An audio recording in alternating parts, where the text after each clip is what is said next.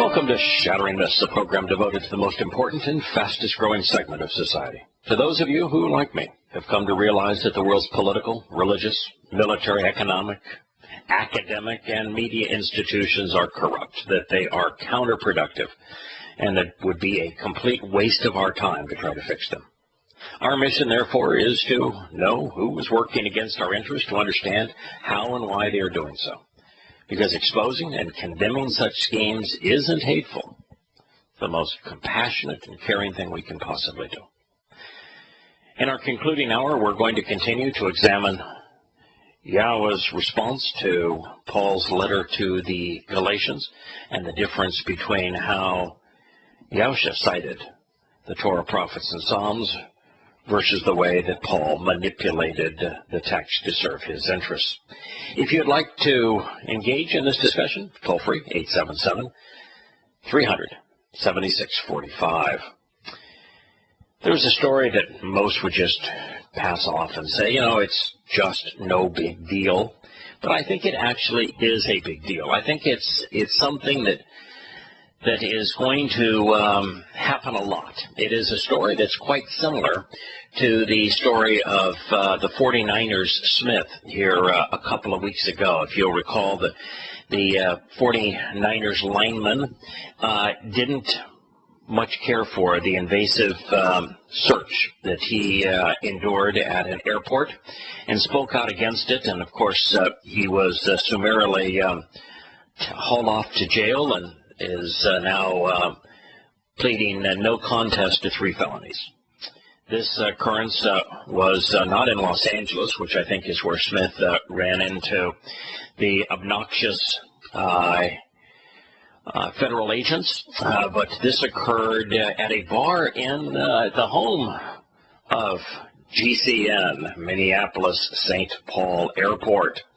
A Fox News anchor, Greg Jarrett, and I don't know Greg Jarrett from Adam. He refused to cooperate with police who were called about an intoxicated man at a grill. Now, the fact is that his crime was failing to cooperate with police. I don't want to cooperate with them either. All too many of them are just absolutely obnoxious. They're arrogant. They're not all that bright. They're belligerent. They think that badge gives them all sorts of authority that the Constitution does not afford them. They are way too prone to be aggressive. They're way too prone to pull their guns. And so, I don't know, maybe Greg Jarrett was drunk and disorderly. I don't know.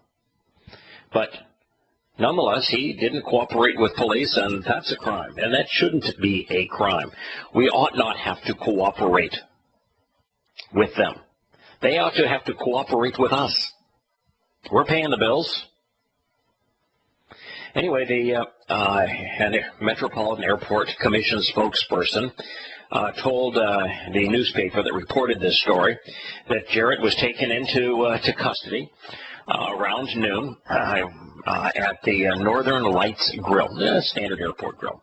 The police said he seemed intoxicated. He acted belligerent and refused to follow orders.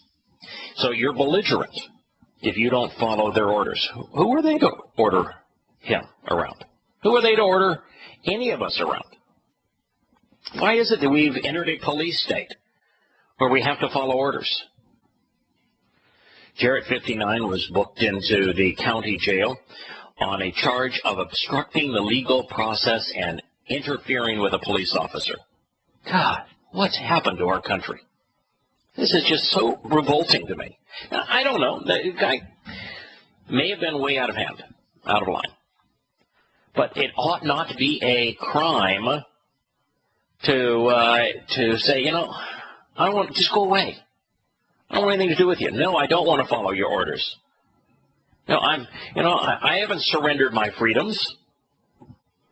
I have no interest in what you are trying to accomplish here. Just go away. But to be put in jail on a charge of obstructing the legal process. You know, I am so glad that God's Torah means teaching and not law, and that there's no Hebrew word for obey. This whole idea that you have to surrender your freedom to the orders and legal processes of others, I find debilitating, demeaning, counterproductive, and I am certainly glad the ultimate authority in the universe doesn't have these kind of rules. Aaron, it's a story, obviously, in your hometown. Is there part of this that I have missed, or does this article on it from the Associated Press cover what happened? This is actually my first hearing of this story. Okay, so much for staying on top of the local news. You did tell me a story though in the break. We both have a distraction in our lives, and in fact, I received a email this morning from a good friend, a gentleman that I correspond a lot with online. And he was talking about the need for distractions. He loves Yahweh as much as I do, very involved in sharing the story of the covenant. He said, I have distractions just because, otherwise your eyes cross, My distraction happens to be sports, which is your distraction as well. There's a story out of the sports world. What is that, Aaron? The latest story is that the owner of the Dallas Mavericks basketball team, Mark Cuban, who's fairly famous outside of basketball as well, yes, a very successful man, but yeah, he released a statement kind of regarding Donald Sterling about how everybody has a little bit of prejudice and possibly you're slightly racist. Everybody has their own views and prejudices. I mean, the example that he used was if I'm walking down the street at night at 2 in the morning and there's a hooded guy coming towards me, I'm going to cross the street for safety. Well, now he's being labeled a bigot, a racist, just anything he possibly could from that.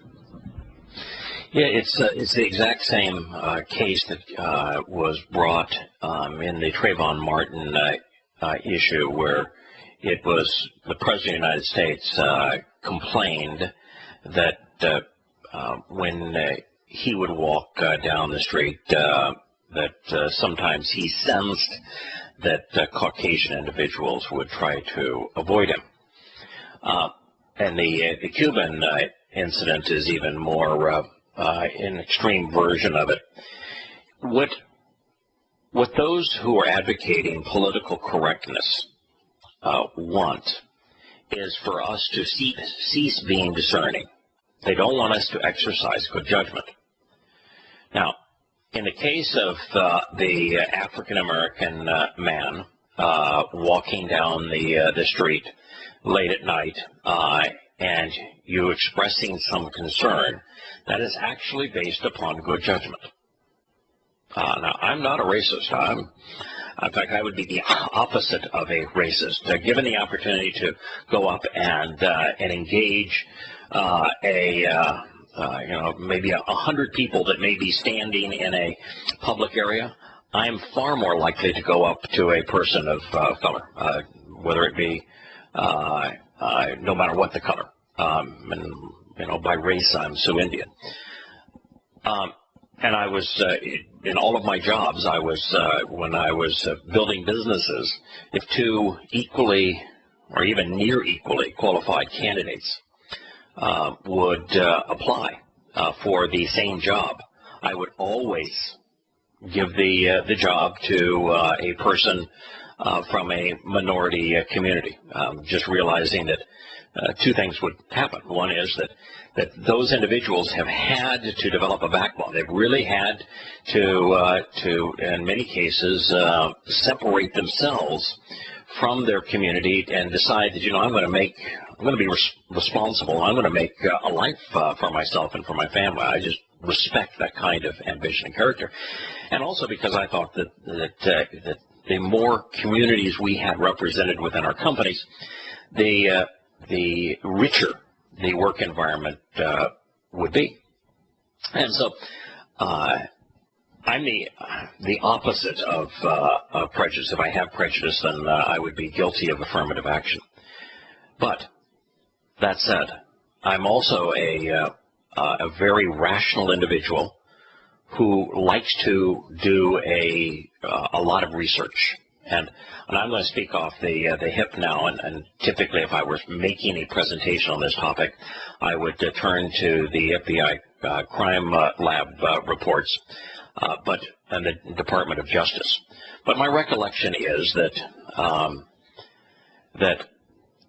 a African American individual is more than 10 times more likely to commit a crime against a Caucasian than a Caucasian is to commit a crime against a white individual per capita, and that African Americans that represent I don't know if it's 8, 10, 12%, but small percentage of the overall population of the country commit a disproportionate number of the crimes. It may be in the range of half of the violent crimes in the country are perpetrated by a tiny minority, which means that if you're being discerning, if you're aware of the facts and you're being discerning, if you're exercising good judgment, you're going to be more concerned if you see an African American man walk down the street late at night than if you see a Caucasian grandmother walk down the street late at night. The facts are the facts, and if you stop considering the facts, then you make yourself vulnerable. A great example of this would be the reason that I'm so troubled by the activity at airports and the invasive search of my person is that there is a 0% possibility that I'm going to be a terrorist. You know, Caucasian non-Muslims are responsible for essentially 0% of terrorist acts. And African, Arab, and Indonesian Muslims are responsible for about 99% of terrorist acts. So we ought to be discerning. We ought to exercise good judgment. And what Mark Cuban said is right. It's not racist. It's exercising good judgment. I'd like to get your view on that when we return to Shattering Myths after the commercial break, Aaron.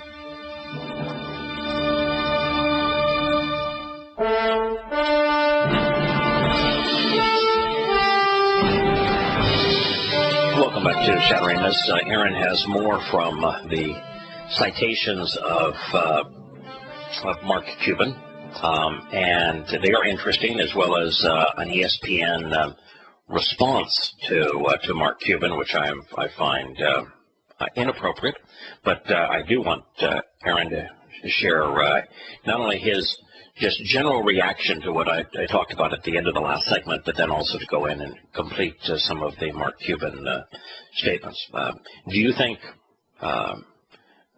Aaron, that it is appropriate to exercise judgment as it relates to what you perceive to be a potentially threatening circumstance by walking to the other side of the street? Not only do I think it's appropriate to do that, I think it would be a poor decision to not do that. That's just common sense and human nature. It's self-preservation more than anything. Would you consider yourself racist? I would not. Yeah, I'm in exactly the same boat. In fact, there was an example in Mark Cuban's comments where he talked about a bald skinhead, a bald skinhead be one of the same, a skinhead, in the same circumstance, covered in tattoos. And, you know, in fact, I just love the way he rephrased it. He says, you know, if I would walk across the other side of the street if I saw a young black man wearing a hoodie. And you know, he didn't say if it was an African American woman, a very slim chance of violence according to the statistics. He didn't say if it was an old African American man. He's not going to change his course. Again, very slim correlation with violence statistics. But if a young African American man, he's going to go across the street. But on the other side of the street, if he sees a skinhead covered in tattoos, he's going to view that person as even more threatening, and he's going to go back onto the other side of the street where he just left, which, is showing that he's exercising good judgment, not racism. Why don't you share some of the other lines from Mark Cuban? Yeah, in that same interview, they talked to him. This all came because they were discussing the Donald Sterling situation. Of course. And in that same interview, he was asked about how he thinks they can keep bigotry out of the NBA. And this is probably my favorite quote that I've seen from the interview. He said, "You don't. There's no law against stupid." I think that summarizes the whole situation fairly nicely. Yeah. It's what he is discussing is not racism. It's not bigotry. But what Donald Sterling said when he was baited was bigotry. Now, it's really thin bigotry in the case of Donald Sterling because he was trying to have sex with a African-American woman, and so it's pretty thin bigotry, mind you, in his particular case. But the fact is, I would love to get anti-Semitism out of the world. They can't do it. It's impossible to do so. The only you can do is expose it and condemn it and cause those who are still open-minded to recognize that it's foolish to be anti-Semitic, just as it is how much you're depriving yourself from experiencing if you don't like people of different skin tones. I mean, if someone were to look at me and say, I don't want to talk to that individual because, they've kind of got that olive skin tone of an American Indian, the dark beady eyes of an American Indian and the hair color and all that sort of thing. Would it bother me? No, it wouldn't bother me. But, they might shortchange themselves an opportunity for an interesting discussion. And I can tell you that routinely, if I'm out in public, I love to talk. You probably noticed. I'll walk up to anybody and everybody, and every time I've given the chance, and I have, a variety of different people I can walk up to and engage in conversation, I'll almost always choose someone who is different than me, just because I'm interested, and my life is enriched by those conversations. And the other quote that I really like from this article is they continue talking about Donald Sterling. Mm-hmm. And Mark Cuban, he's pretty much the only owner that spoke out and said, I don't think he should be forced to sell the team. I don't think that the punishment fits the crime. Mm-hmm. And I agree, by the way. I agree as well. I agree.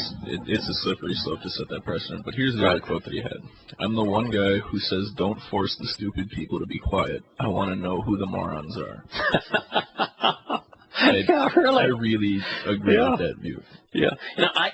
Donald Sterling, I think, suffers from two problems. And I don't think either of them is racism, by the way. I think one of the things is that he does have a superiority attitude, and his superiority attitude that is because of his wealth serves him poorly. If you lose the common touch as you go up and you view yourself as a lord over individuals, that's a really dumbing idea. And the second thing is he's old. His mind isn't functioning well anymore.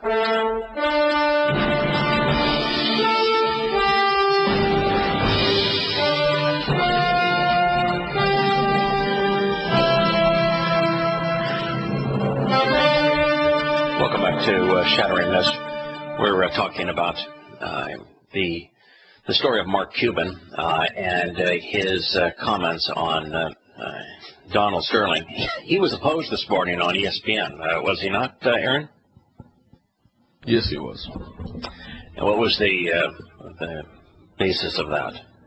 It was a former San Antonio Spurs forward named Bruce Bowen that was on ESPN's Mike and Mike, which is their daily morning show, which personally I don't care for it, but you and me both. Yeah, it's mostly just personal chatter.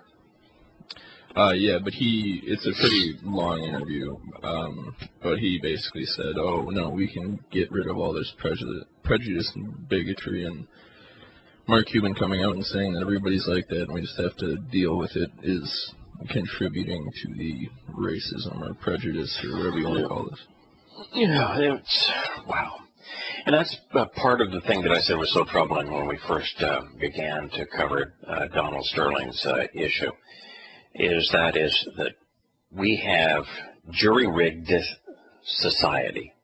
Society has been jury-rigged as a result of politicians, the media, and academia primarily, such that if you now want to express a position on a racial issue, it can be extremely well-researched, it can be accurate, or on sexual preference, that can be well-researched and accurate.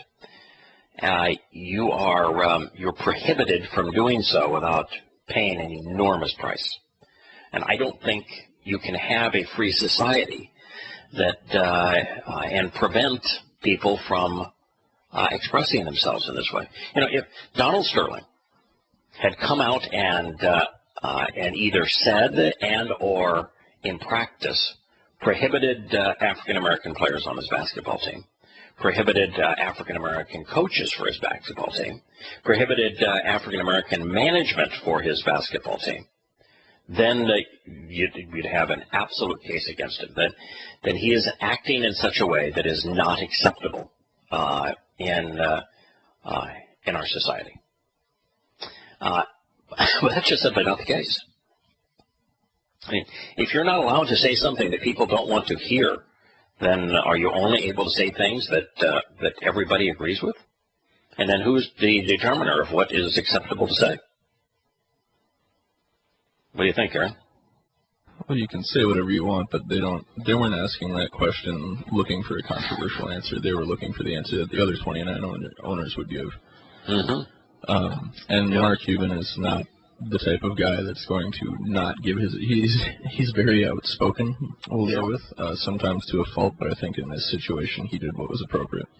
Yeah, I think he's the only one of the owners that is willing to stand up and say, what he did is stupid. But to force him to sell his team because he said something stupid is not the way we want to behave in basketball or to behave in society in general, and that's not exercising good judgment. God, I hate to be in a position where I'm agreeing with Mark Cuban, but that's where I am. I happen to agree that when we move society to the point that we can't say things that are unpopular, that are inconsistent with political correctness, then we've moved into a position that is where we no longer have freedom of speech. Well, and this is one of those areas where saying what's unpopular makes it then labels you. Rather than just, okay, we can agree. I mean, if you say that and I differed, this situation we can't go, okay, agree to disagree, move on. This is going to be me saying, okay, you're a racist, but which is a pretty wide brush to paint with. Yeah, and my concern on labels is when you apply labels to an individual, you most often shortchange them. I'd much rather debate what someone is saying and challenging what they're saying than simply to apply labels. One of the coping mechanisms in society is the application of labels. For example, when I speak out against Paul, a devout Christian is going to label me as either demon-possessed or satanic, and the label valid? No, not even remotely. But that's their way of trying to deal with it. They would try to label me as an atheist. And of course, I'm not an atheist. And so the application of labels almost always serves us poorly. We ought to do a little homework, a little investigation, and figure out what is at stake here. Now, in the case of Donald Sterling, I happen to like the players on his basketball team. I think Rivers is, in fact, if I were to have my own basketball team, Doc Rivers is the first guy I would hire. I think he is talented and he's entertaining. He happens to be an African-American man. I think Chris Paul is the best point guard in the league. He happens to be an African-American. The most articulate player in the NFL is the sixth man for the Clippers. Jamal Crawford, I believe, is his name. I listened to an interview that he did the other day. It was the most articulate, entertaining, humble, but yet interesting interview I've heard from a sports personality in a very long time. I could listen to that man talk all day long. He happens to be an African-American man. My favorite player in the NBA is Chris Bosh. He happens to be an African-American man. So, you know, it's a situation where I like the players on the team, but I am certainly, as a fan, not going to root for the team so long as Donald Sterling owns the team. I think he should be allowed to continue to own the team. But, you know, I'm going to vote my fanship away, just because I think what he has said and what he has liked is disgusting. But why can't we just say the man's disgusting and what he said is stupid and move on? What do you think, Aaron? Oh, we lost Aaron here. Sorry, I was screening. We have Glenn as well. Okay. Oh, yeah, you were screening the call. Yes, okay. I was. Yeah, I think that would be the appropriate course of action. And then if you want to get into the basketball side of it, I don't like the idea that they can force somebody out for that. Yeah. It is a private organization. They can do whatever they want. I just think that that's going to be detrimental to them if they set that precedent. Yeah, and I think, too, if they take the approach of, that you have players like King James that's saying that, I may not even play next year if he still owns the team. And, James probably is my second or third favorite player in the NBA. I really like James. But if they buckle to that kind of pressure, and now you have the majority of a organization establishing the way to treat a minority view, that's not good either. That's the whole problem with democracy. It's the imposition of the majority, the tyranny of the majority over the minority. So, boy, I tell you what, I'm really uncomfortable here, though, because I really think that Donald Sterling is a complete idiot. I mean, I find the guy wholly and completely repulsive. He definitely is. And then one of the things to comment on LeBron James's comment. Yes. LeBron James, in most of the controversies, we'll call them, in the NBA world, he puts out the majority view. I mean, most of the statements that he makes sound like a PR guy wrote them. And I don't knock him for that. I mean, the guy is the best basketball player in the world. And he's trying to not ruffle anybody's feathers. He just wants to be remembered for his career. Yes. So I don't blame him in this particular scenario. No, I don't either. I don't either. In fact, I think LeBron James is the reason I like him as an individual and as a player is that he stands out. He's willing to speak his mind, and most people, not most, but many have turned against him because they don't like the fiasco that was promoted not by LeBron James but by ESPN. I'm just flabbergasted that the decision is penned on LeBron when it was ESPN that hosted it and ESPN that made a fortune from it. LeBron gave $2 million to charity, didn't make a dime from it. So the fact that people turned on LeBron rather than ESPN over the decision, I embrace the guy, and I'm not being critical even here in his position. He has every reason to try to endear himself to the majority because the majority turned ruthlessly on him, and I think his response is extremely mature. Well, and I think that separates him from the pack as well. I mean, he is without a doubt the best basketball player in the world right now. Yes, and I would say probably the best since Michael Jordan. Yes. If you look at some of the other stars since then, Kobe Bryant, Allen Iverson, I can only speak for the past 10 or 15 years. Yes. Kobe Bryant, Allen Iverson, all these guys with personal issues that are known for not being terribly nice people outside of basketball, with the exception of maybe Shaq. Yeah, who seems like a pretty good guy.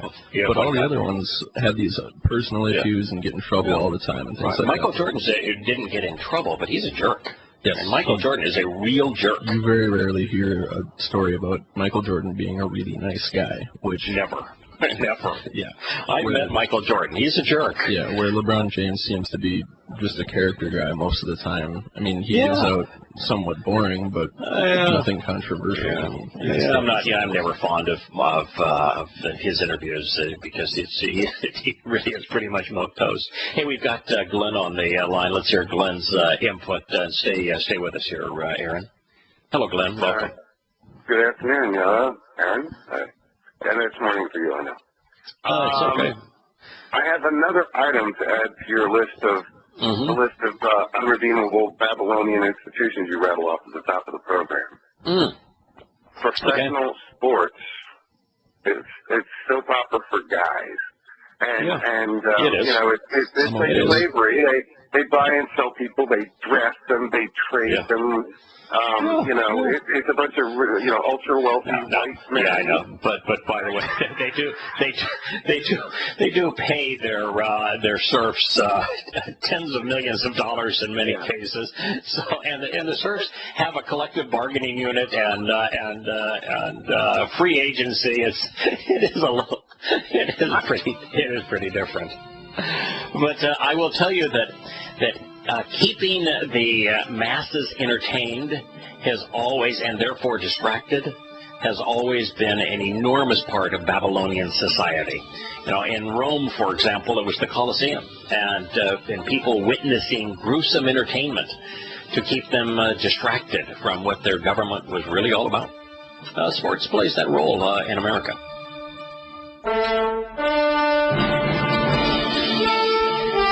Welcome back to Shattering Myths. I'd like to take one more swipe at the racial issues here. Many of you know that I'm a businessman by background. I'm one of the few Americans that have actually led multiple IPOs as the founding CEO of companies that conceived entrepreneurially and built. And one of those companies, I did business with Koreans, Japanese, and Chinese. In fact, I had the opportunity to do business with Chinese, both Taiwanese Chinese and Communist Chinese. And I can tell you that in that experience, these are all Asians, that if I engaged the same way with a Taiwanese Chinese business person as I would engage with a Japanese or Korean business person, I would have failed miserably. It is absolutely essential if you're going to do business with individuals of a certain race and their culture that you understand where they're coming from. You know, for example, when I was in Japan, you're constantly, as a buyer of products, you're constantly offered sexual favors, girls made available to you. Not my thing. I don't want to have relations with a girl for hire. But if I were to tell the Japanese business person that I thought that what they were doing was disgusting and immoral, I would lose any chance of doing business with them. I just politely decline. When I was in Taiwan, the culture is that you provide a financial incentive to the individual that you're doing business with. So a buyer receives a percentage of the business that they are conducting. Now, that was not my thing, and so I made it really clear I did not want any financial exchange with me. Typically, they're done in cash too, so it's non-disclosable. I said, no, I want everything to be above board. But I recognize that is their culture. Now, I also recognize that with a Japanese business person, if you didn't go to a great extent to paper over your agreement, to have lawyers work it through and give great respect to the documentation of your agreement, that you would be considered someone unworthy of business. But in Taiwan, never had with the Chinese, never had a written agreement. They were all handshakes, all the time. And with Korea, it's kind of a blend of the two. And so there are benefits of knowing who you're working with and what their proclivities are. Now, are there Taiwan Chinese individuals who can't be trusted? Absolutely. No, I didn't run into any of them, but it doesn't mean that they're not there. Are there Japanese business people that don't have xenophobia and who will look at another race? Because when you go to business with Japan, you need to know that the preponderance of Japanese will look down their nose at you. They will view you as inferior to them for no other reason than your skin color. Is that 100% of Japanese? No, but it's certainly the preponderance. And so you need to understand the differences. When I was growing up, my father was an anti-Semite. And in business, virtually every one of my best, most productive, and enduring business relationships was with Jews. We just got along fabulously. I can't explain it other than we had an affinity for education. We had an affinity for trying to do the right things for the right reasons. We had an affinity for long and engaging discussions. Whatever the reasons, it was my reality was the opposite of my father's. And so over time, I had such resounding success with Jews racially that very seldom was a engagement with a Jew based upon them being religiously Jewish, but racially Jewish. I sought out Jews to do business with because my experience was always so good. If I was doing business with a Jewish individual, I let down my guard because it wasn't necessary. Now, there is also a religious influence to this, not on the Jewish side, but, for example, the worst treatment that I've received in business are from evangelical Christians and from Mormons. If a Mormon would come up to me now and say, I have a business proposition from you, I wouldn't even listen to it. Now, is that fair? Are all Mormons unethical? No, of course not. But my experience with them is that they've all been unethical. And so there are reasons sometimes that we ought to be discerning and that our own experiences guide the way that we do business in the future.